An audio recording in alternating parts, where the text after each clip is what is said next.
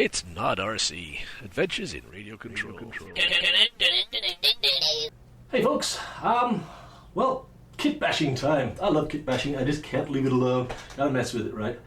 So, several years ago, many years ago, back in 2013, I picked up a Sig Ninja, for like $40 at one of these like RC swap shop things, and I decided, I love the aerobatic gliders, they're awesome, but I can't afford the really big expensive ones.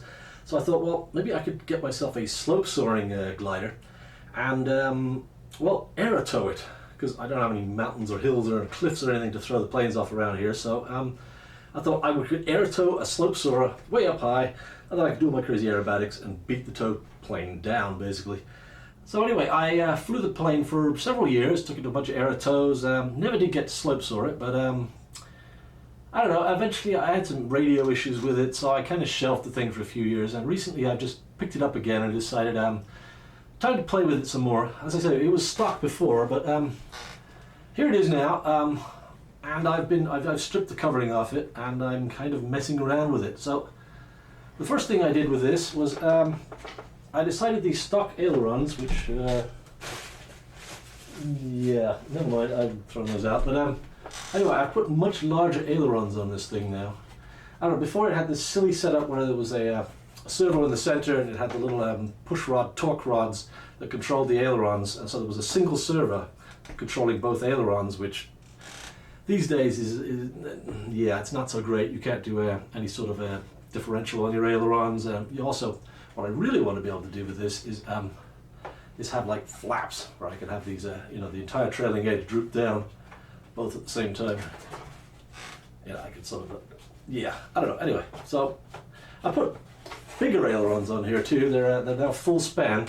So I'm always a bit wary of making just regular ailerons that are just out in the outer pan. I don't want to drop those down because that creates inverse washout and tip stalling issues and all that sort of stuff. But now I have full span ailerons, and they're about 25% bigger than the stock ones. So this thing is going to roll like crazy, which is be awesome. The other thing I want to do, which is what I'm going to work on today, is this thing has no rudder. It's basically just a bank and yank sort of a turning plane. So I want a rudder because I don't know, I miss that. I mean, I've got several planes that fly on just rudder elevator only, and they're fine. But there's something about having the rudder just gives you a little bit more, If it's going to be aerobatic, I think I want the rudder. So I'm going to put a new rudder on here, but it's actually, I don't know if you can see this, but it's got a line here where obviously you could just make this, but that's tiny. And I've been online and I read a bunch of stuff about it, and a lot of people say, the stock rudder on this thing is it's absolutely ineffective. It doesn't do anything. So I think I'm going to put a slightly bigger rudder on it. At least that's the plan. So first things first is to get rid of the old rudder.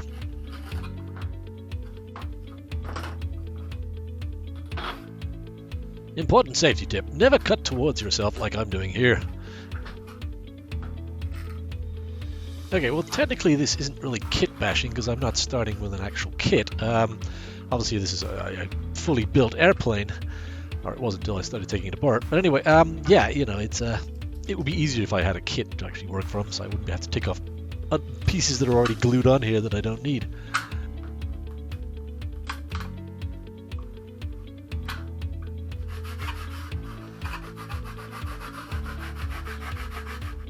So ordinarily I would design everything on my computer and do it all in CAD and print out the design and make sure it's all proper and everything. But this time I decided to just wing it and just build on the bench and just get it done.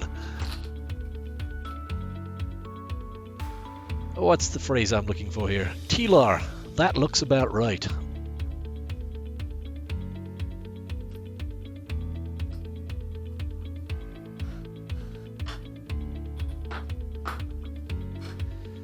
This is one of those tail setups where the rudder gets in the way of the elevator, or I suppose the elevator gets in the way of your rudder, depending on how you look at it.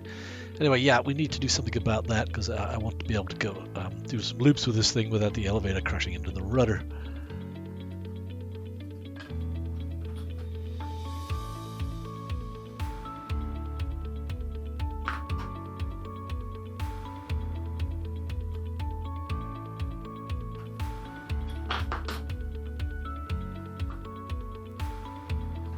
Alright, that looks like it might work, although I'm a little worried about those screws. We'll worry about those later.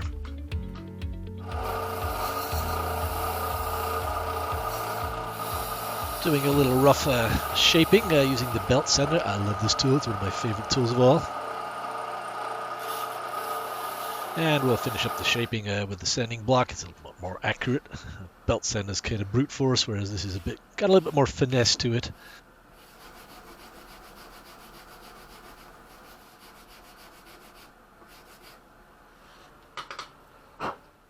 That looks somewhat aerodynamical.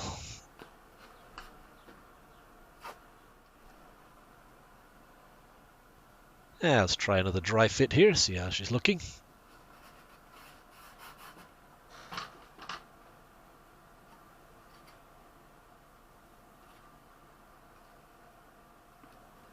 Yep, those screws are a problem.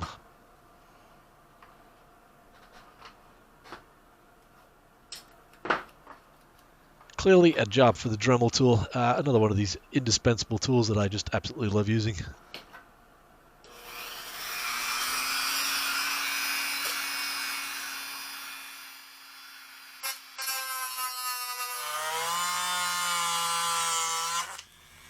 Like butter.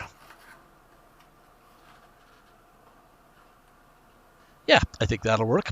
Okay, I'm going to end it here. I'm obviously going to do a lot more work on this plane, so I will show bits and pieces of that as we progress. And hopefully soon we'll get to fly it. Thanks for watching.